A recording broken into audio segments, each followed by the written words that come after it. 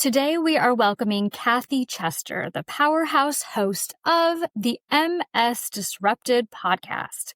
Kathy lives with both multiple sclerosis and rheumatoid arthritis, and she's made it her mission to disrupt the way we think about chronic illness. Through her podcast, coaching, and her advocacy, she's creating a space where hard conversations meet hope, resilience, and of course, real talk. Kathy is not only sharing her own journey, but also she's amplifying the voices of others in the chronic illness community, making sure no one feels alone in the fight. And that is why I'm so excited to have her here, because she fits right in.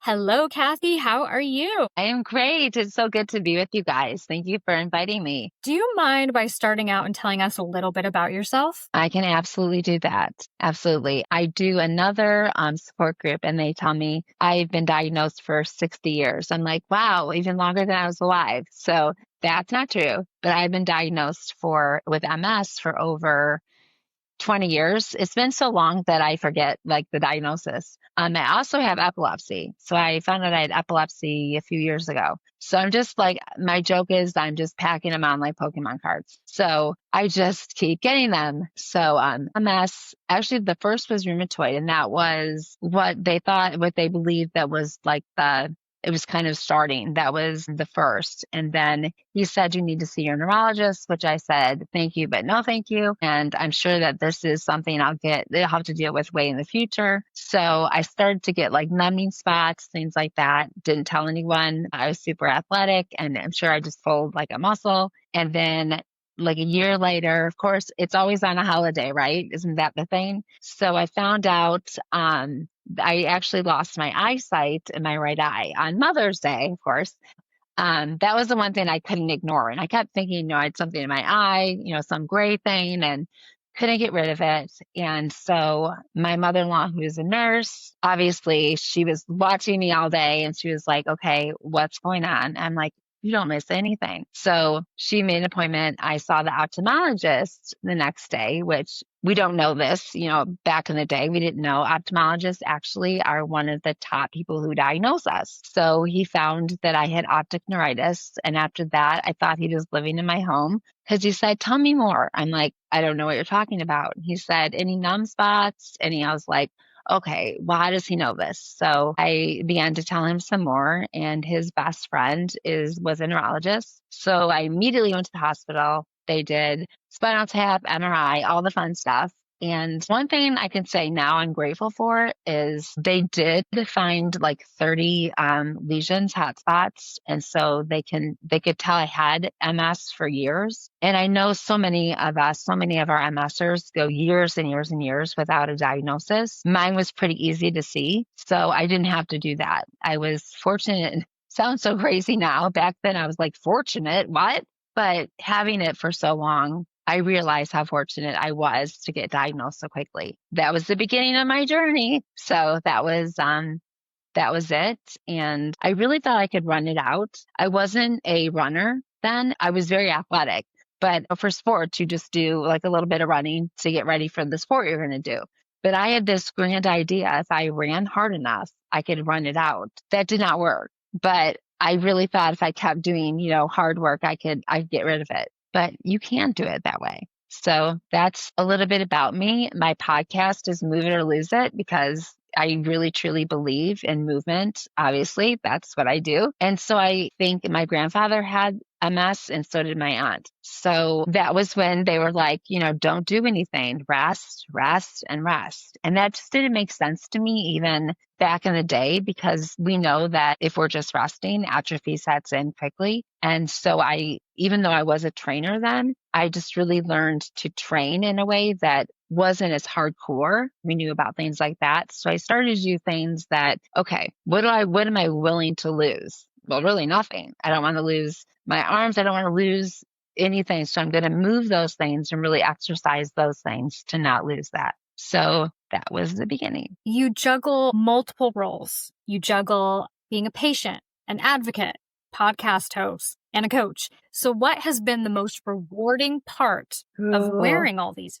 So many. I mean, I owned a gym prior to that. And I can't say that wasn't rewarding, because it is anytime, for me at least, anytime I'm helping someone hit a goal, right? Whatever that goal is. And that was very rewarding. But there was something when COVID hit and we all remember that world, and you could be on, we were all Zooming, we were all online. We were seeing people in every nation, every country. And there was something with that, being able to see what we weren't getting, right? What we weren't having, how all of these diseases, we weren't getting things and people weren't connecting as much as they could. And so with that, I slowly had this desire to close the gym. It didn't go over well with a lot of people. They were like, wait, you're closing the gym? But what I really wanted to do was close that, because at that time they were wanting to do a second gym. And I was like, no. And so I closed the gym, and I really took all of and then I just started to learn more and started taking more on like Parkinson's and things that I really wanted to do. And that's when I decided to open MS Disrupted. And so that was a platform where I could get to people all over the world. And I'm not kidding. Sometimes it was scary. I'd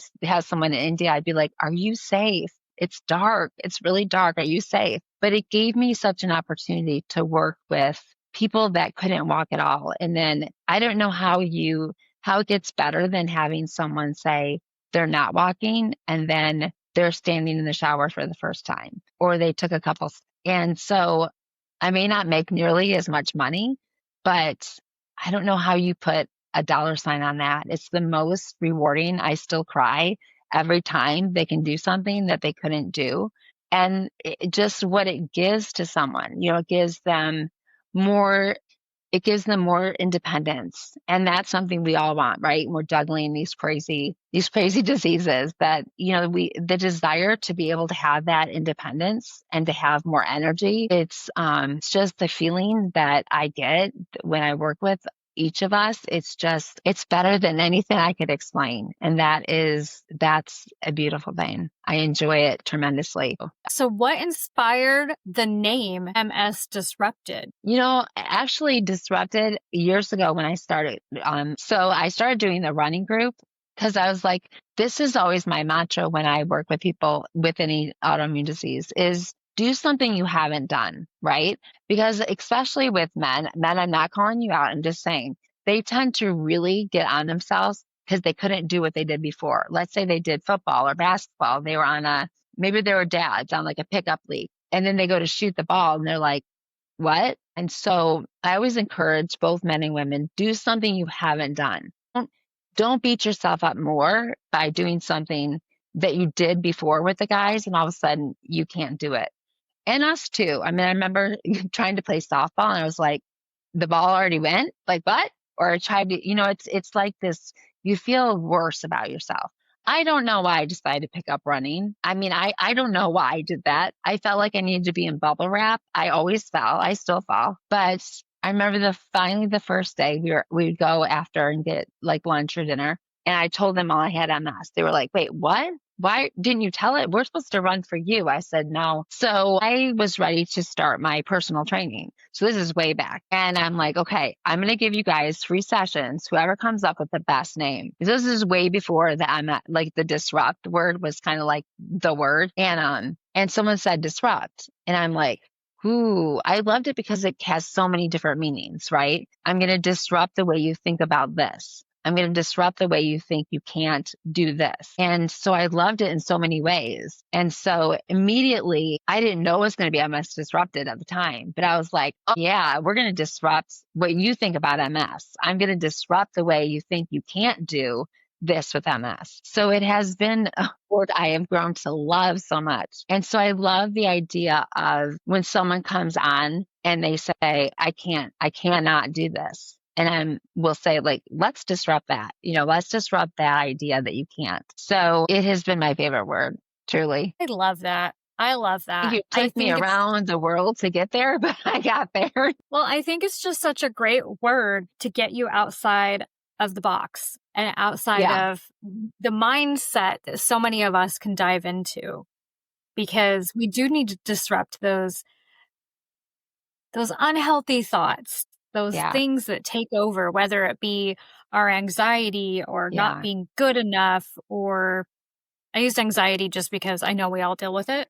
and I'm Lord, throwing us yes. all in the bus in this conversation, but I don't know. Linnea, do you have anything to chime in on that? I would agree. Yeah. Everything you said is right. The anxiety thing Yeah. is, It's called the black hole. Like right into yeah. the black hole. Yes. Like, don't go, don't go.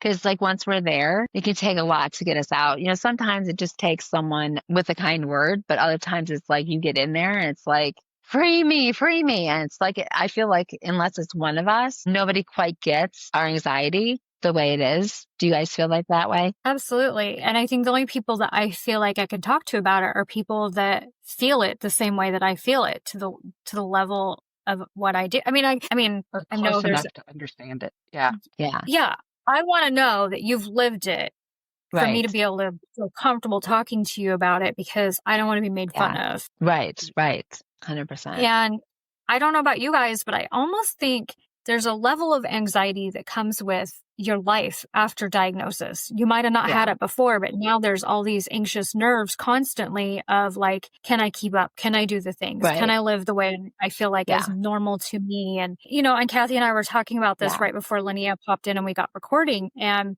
we were talking about how it's so much easier to give other people the grace that Right. we don't want to give ourselves. So easy. Yeah. And that's brutal. Yeah. It is. Yeah, I can take a day that might have been a little bit, that I didn't get it like perfect, and I can just be so hard on myself. And it'll take my daughter to be like, Mom. I'm like, what? She's like, geez, Grace, what'd you teach us? I'm like, okay, but it is. It's like there's no grace for us, just of others. Yep. What is that? So I'm sidestepping here because I know this is mostly an interview about you, but you know what? I love when we have these like real raw conversations. So I'm going to ask both of you, and I'm going to start with you, Kathy. Think of one piece of advice you would give to a listener that is dealing with anxiety and not giving themselves grace. What would be your piece of advice? I would say before you slip into that black hole that we all know about, reach out to somebody that does have this. Because I think when we reach out to someone that we know loves us, but they can't quite grasp that, they will as much because they love us and they try, but reach out to those people that have it and can really be there for us and truly understand what that anxiety looks like. Because I think that I've had this, and I'm sure you guys have, where they will reach out in a different way and give us some support and some answers and it feels like, yes, you get it. That would be my advice. All right, Linnea, what's yours? I mean, that was kind of mine too, because that's the way my biggest thing I help. Also, breathing techniques. Deep breathing has come to be one of my biggest tools for anxiety. But talking to others that have it makes a difference, because people that don't have anxiety do not understand anxiety. They don't understand why your brain is thinking that way. Why does your brain think like that? Well, I don't know why it thinks like that. Why does yours think where it doesn't have anxiety? So I think finding a friend that lives it is very important. And I think that's important with any of our diagnoses. Yeah. I mean, we can relate to each other with different diagnoses, but you can't really relate unless you have the exact same one, because we understand medication the same. Like, even though there's a lot of similarities that roll over from each, but Right. it's nice having that one person in your corner that just gets it, For sure. no matter what Yeah. it is.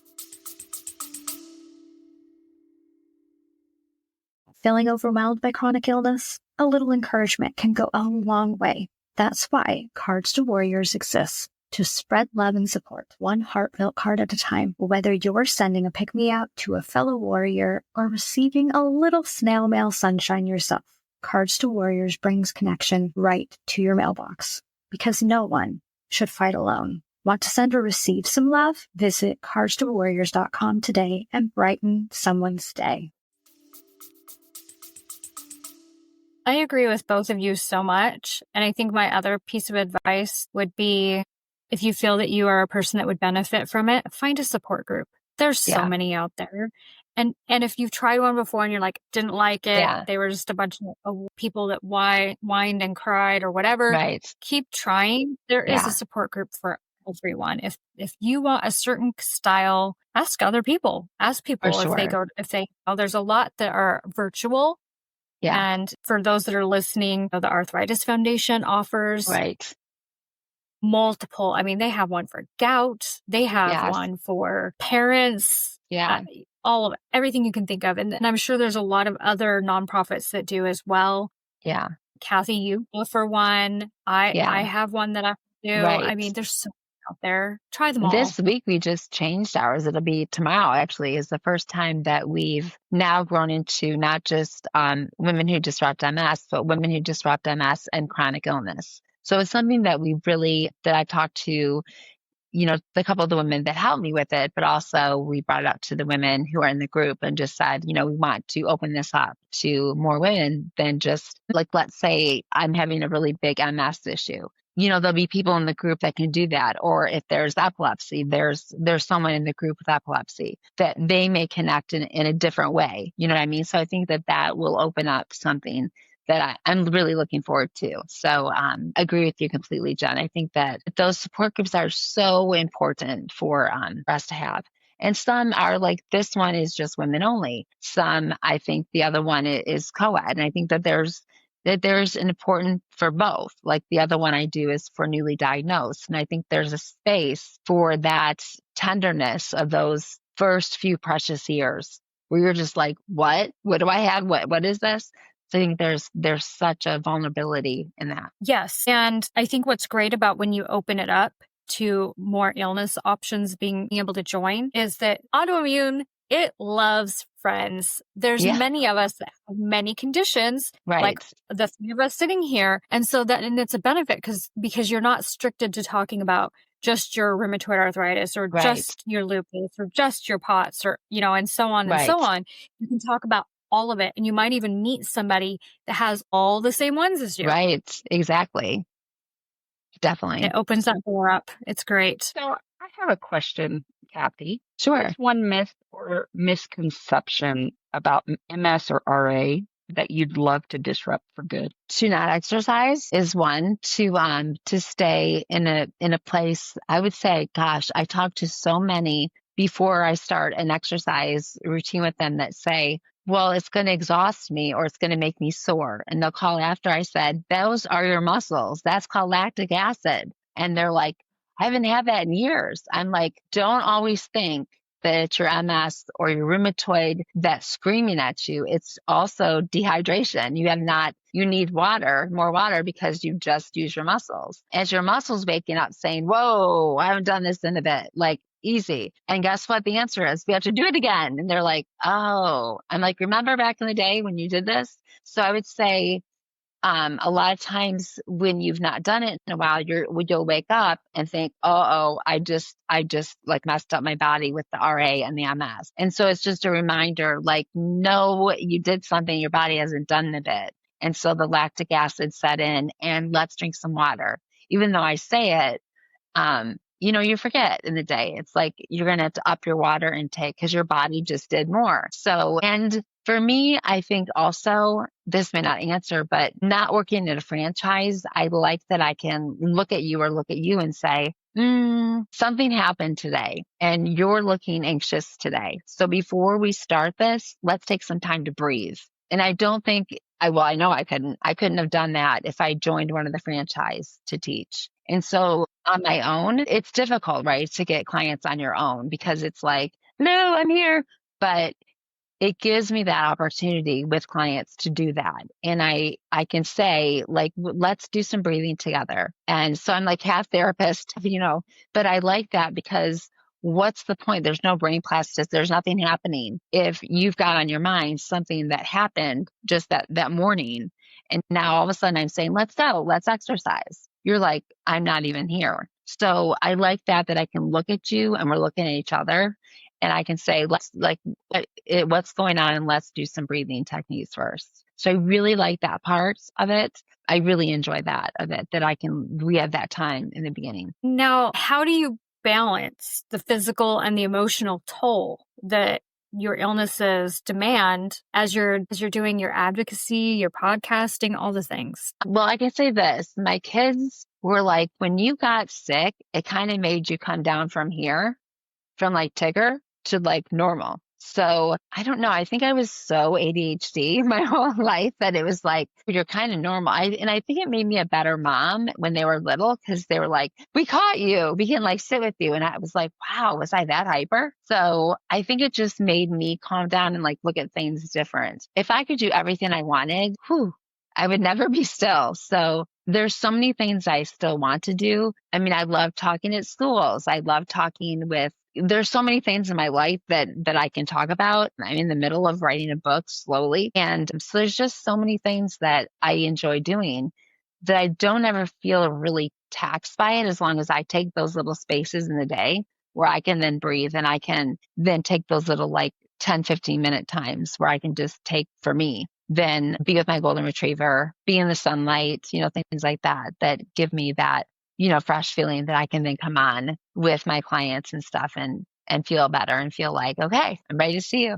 Professionally, I think it makes me a better trainer, honestly, because I have been with so many. I am with highly functional people that I can do different things with, that I can do kind of this stuff that I work out. And then I'm with people that are in a chair that I think it helps me be really creative, so I can be, okay, this person's in their bed. So it helps me just be very creative in what I think of to do, which I think for me is really good, because you're never bored with it. It's like, oh, okay, well, what are we going to do then? What are some things I can do to challenge you today? So I think that always keeps me going. I can't get bored with it, because it's, okay, now I've got Lyme's. Okay, what am I going to do with this patient? Okay, now I've got this today. All right, let's get creative with this. So I love that my brain, my brain doesn't get lazy, I guess, which is nice. Hey, listeners, are you living with a chronic illness and want to make your voice heard? Rare Patient Voice connects patients and caregivers with research opportunities so you can share your experiences and get paid for your time. Your insights help drive real change in healthcare. So sign up today using the link in our show notes and start making an impact. I have a random question, and once again, it's for all three of us. And so I will start with you, Kathy. There's one thing that I feel like is a huge problem for me, and I have a feeling it is for both of you. Do you feel like you're hoarse all the time? Yeah. I thought from the beginning when I was training that I was just yelling too much, because I was a cheerleader. I know people are always like, you're kidding. And I thought it was that, but I didn't realize that it's the MS voice, that my voice was getting more MS voice. So I thought if I don't do well on this, I could always do sex therapist, or I could do sex talk on the phone if I don't make it career wise. Now we have to mark this rated R. But I was like going through different career choices. I'm like, well, it'd be really nerdy because I don't know how to do that. I'd be like, well, hi, but it'd be really nerdy.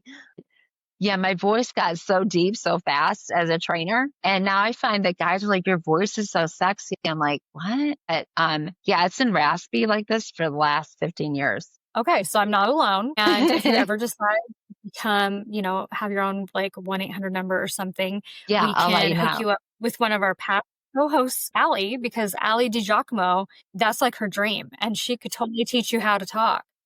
Okay, because I would need a lot of lessons on that. Goodness, I mean, she's got it down. One time she did an introduction for the podcast. Really? And I was like, where's this? Oh, I got to learn this. I got to learn this.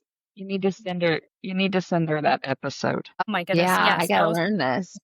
Because I kid you not, she was like, hello, listeners. Ooh, welcome I got to to learn this. It's almost like the DJ back in the 90s. That's so, because that's always Remember my the dream lady too. DJ that had that's the voice that I heard was. Yeah. That's funny. Yeah, that was my other dream, being a DJ. Yeah. It's you like have the voice. We just have to lower our voice an octave and talk slower. Yeah, talk slower. And really grab their attention as you're speaking. Ooh. You could read it. Hey, Big Daddy. Okay, so Linnea, same question for you, Linnea. Do you feel like you've gotten raspy? Yes. And some days are more than others. Like If I'm flaring more, it seems worse. Sometimes I will sound like I've smoked a pack of cigarettes, and I don't smoke cigarettes. Like, so, but it gets real, like right now it's kind of, but sometimes I feel swollen right in here, which we've got joints everywhere. So Right. why wouldn't I have, So I'm like, it's just RA. I just Yeah. blame it on RA. It's RA's Yeah, I'm like fault. RAMS, whatever it is, it is. Whatever it is. Yeah. Exactly. Because I used to feel like I was the weird one, the only person out there. And sometimes I feel like I'm swallowing marbles, but there's nothing wrong with me. Like, if you were to look at my tonsils, they look fine, but it's like I feel swollen. I feel gross and marbled. And I feel like I'm constantly carrying some kind of beverage around. Some kind of beverage. And I think how many medicines do we take that dry our mouths out? Completely. I feel like I just smoked like a whole joint. And I don't do this. Yeah. I'm like, why am I so dry? But yeah, our lovely medicines. I can't say I don't do that because I do that, but I am in Arizona. Well, yeah. Well, then. But I think this is my call out to listeners to remember. I mean, I've heard people complain about podcasters in the past. I can't think of a good one at the moment, but I think it was a guest on, it wasn't Crime Junkie. It was, I can't think of it. If I remember the podcast, I'll let you know. But there was a guest that was on a podcast, and they did like a whole season with her, and people were writing and complaining about this woman's voice. And all I could think of after that is, oh my gosh, like, please don't ever write to me and complain about how I sound. Please don't. Because I always feel like my voice sounds like it's hard to get out. My husband says I'm too quiet, and sometimes I'm like, it's all I can do to even talk as loud as I'm talking now. Right. I'm not a yell. I have no voice. You want to yell, you want to yell at so they can hear you, but it's like you can't get it. Yeah. You can't get your voice loud enough. I do have moments where it's like, or it will squeak out. Yep. Yeah. So listeners, but it's usually fatigue. Give us grace. Yeah. Be understanding, and do not write to any of us to complain about our voices. We're doing the best we can. We can't help it. It is what it is. Unless you like our voices, then you can. Yeah. Yeah. For sure. If you like our voices, please. We're always open for positive. Yeah. Yes. Feedback. Yes. For sure. Okay. So now that I sidestepped, I'm going to go back. And so what's next? We're looking ahead. What's exciting things that are ahead for MS Disrupted and your advocacy work? Like, what are big things or goals you have ahead of you? I'm looking more like at some different things. Like, I'm looking more at the companies that I work with, like kind of going to, so there's been like some opportunities. I was going to go take a position. I can't say a lot about it, but it had some red flags. I'd be moving, but I decided it just had too many red flags for it. And I would have loved it. It was kind of right up my alley to be working with the people that I work with. So I'm kind of looking at things like that, or I could kind of like keep my MS Disrupted, but kind of join in with like a different company. So I'm kind of looking at something more like that. Obviously, you know that I'm going through a divorce, and that's been so much fun. When I feel healed from that, I want to work with a lot of patients that have been in a situation where they have had a caregiver. We know, oh, this happens, have had a caregiver that is abusive. They need that. And so when I feel healed from that, I want to do more advocacy in that. And so never did I think that would be me, because I'm feeling like I am so tough. I got this. But we never know. We never know what is going to happen in our lives. And so I want to work with more patients who've had that. But I definitely want to join in with not a giant company, but a company that I could do the work with that I do, but also join in with one of the companies that I interview. There's a lot that I really do enjoy. And as you know, you've probably seen me in different times on whatever, on Instagram or something like that, where I'm promoting a specific company that I really do like. And so I take that very serious when a company comes to me and asks me to promote them. There's the companies I won't do, and companies that I do really believe in that I will do. And so just kind of going in a direction I never saw coming, but as that has opened up, going with a company maybe that I really do like and working with them. So we'll see how that, I've tried to do a lot of different things, trying to do like, where I think like for sure this is going to happen, doing like some Zoom things and getting a lot of people together for some reason that has not worked. That just doesn't, I'm like, this will for sure work. And it just doesn't seem to come together. So we'll see if it may be under the umbrella of one of the MS things like MSAA, but I haven't had a lot of luck with that. So we'll see. We'll see how that goes. So anybody listening, help me out with that one. I'd love to do that, to get people together, to do, I think there's a special thing with that. There's the camaraderie.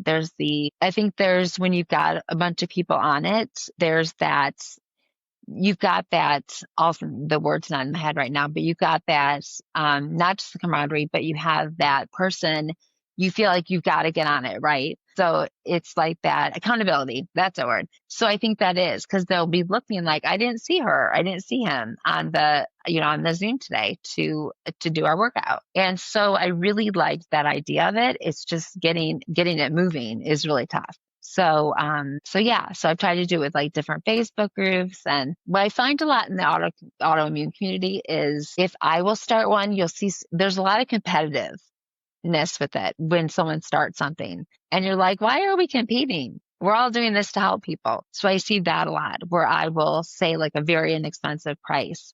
And then you'll have someone come up and say, it is, free. And where people don't understand, they are getting paid by like the MS Society or the MSAA or something like that. The people, like, we wouldn't know that. And so they can do it for like $19 because they're getting paid by, another company. It's very hard to get into the world of autoimmune world because they don't like to pay for things like that for an exercise program.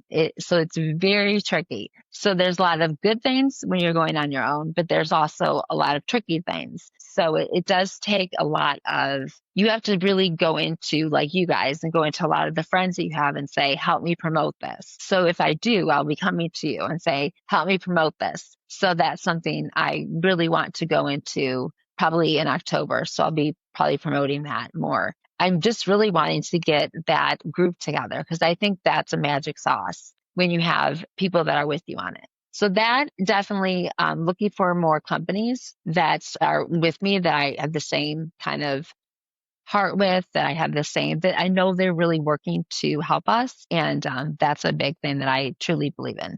What are some red flags with companies that have slipped into your DMs? You won't see them. Yeah, you won't see them. You'll see them all of a sudden. What do they do that raise these flags for you? I would say for other listeners. Yeah, I would say definitely that their care is not really for us. It's for making money. When I pick up on that, then I'm like, goodbye. When I say something like, wait a minute, this would not be safe, and their biggest, it doesn't matter. They're still going to keep going, even though I say like they would get hurt doing this, but they've asked me to be the person advocate. And I'm like, you're not caring. You're caring about the money that you're making.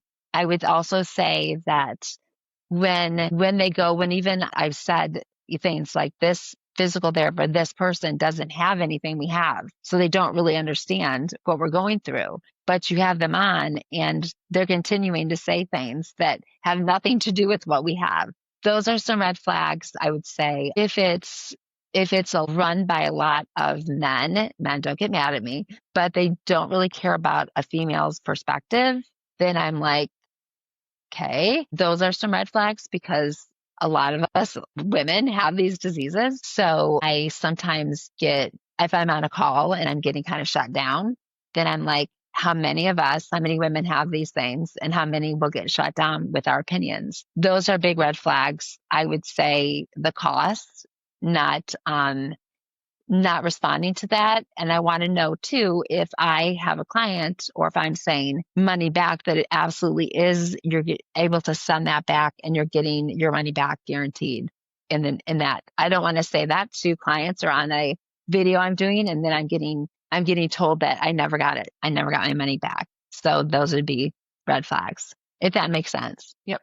Makes perfect. Yeah. And I think another example for red flags, especially on your social media, if you've got people dropping into your DMs that are, oh my gosh, especially sometimes it shows up as like where you have to go look at the people that have requested to message you. And there are things that are like jewelries. We want to send you jewelries. Yes. Yes. Yeah. Anything that looks copy and paste and they're trying to Right. give you jewelry or t-shirts Right. and want you to be an ambassador, they Yeah. send I'm those to like, everyone. They send yeah, that to They my do. yeah. account. I'm like, I've Yeah, that's a done this too huge long. red flag. And honestly, being You're an not getting my ambassador is not something I'm interested in, honestly. I will help support a company that helps us and I'll work with them. But being Yes. an ambassador, I'm like, no, thank you. I'm too old for that now. I don't want to do that. Yeah. No, thank You want me to? Yeah, you can go ahead. Okay. So how can listeners support your mission and connect with your work? I know I would you're in say Arizona. If people I'm in don't know that, Michigan. you're in Michigan. you're in Michigan. Yeah. Okay. I'm in Michigan. Thought you I were would in say Arizona. no, I wish. No, I'm in Michigan where the weather changes every day. I would say definitely emailing me at msdisrupted@gmail.com. But anything I'm on Instagram at msdisrupted, I would say that I get a lot of, or messaging on Messenger. People message me a lot on there. And the website is kind of being a jerk right now, but it should be fine. It's at msdisrupted.com. And I would say emailing me with like, let me know if you're interested in being on a Zoom, like a Zoom with like many people. I want to do that, or my one-on-ones. I love doing one-on-ones with people. And I try to be very fair because, we're not, I don't know if you ladies know this, we're not loaded. Some are, but all the money we pay out. So I really try to be fair with the one-on-ones and try to keep prices down very low compared to what I did as a trainer, in the real world back then. So try to keep it really low so that I can help you without breaking your bank. So that's probably my favorite is the one-on-one where I can really stay with you and really watch. And even on Zoom, it's amazing how I can see a foot turn the wrong way and how they set up their little home gyms and like your fans on. So always making sure that the fans on, that you're cool, that you've got water and all that stuff. But I do love that. And I have openings. So sign up. I've got openings for my one-on-one clients. So that for sure. So email me, let me know that you're interested. And then I really like to talk one-on-one. So I'll just give them my number and say, just let's talk about what you need. So I can tailor make what we do, the course for you. So yeah, I'm interested. You're going to see some stuff in the fall of doing the course Zoom so that a lot of people can be in it, which I really, really like doing that. And Jen, you'll have all her links to her social media and website, correct? Yes. Okay. So listeners can find you at the links on the podcast or on Instagram. Yes. Once I get her document back, I will have all the. Okay. And definitely, I love the idea of joining you and I love doing I love collaborating. I always say that, when you're doing on your own, that competition is a failure, but collaborating is a win for everybody. I just think there's nothing better for us than collaborating. And so I think we talked about it before, Jen. I love the idea of collaborating. I love looking at your stuff. I think it's beautiful and I'll always compliment that. The idea of looking at your stuff and like, why aren't we doing that? I'm jealous of that. What? Like, that's so silly. I look at it and I tell everybody, look, I love that. Thank you. You're Tinkerbella. She tinkers for us. I love it. And we love her for it. Yeah. I mean, she makes us look pretty. Yeah. I mean, I absolutely adore it. So I can't wait. I would love to do, where we do like a support thing together. I would love that. That'd be wonderful. Yeah. Well, listeners, it's been great. I hope that you found some benefits out of this conversation today. And until next time, don't forget your spoon. No matter where you are in your chronic illness journey, whether you are newly diagnosed or have been navigating this path for years, know this: you belong here.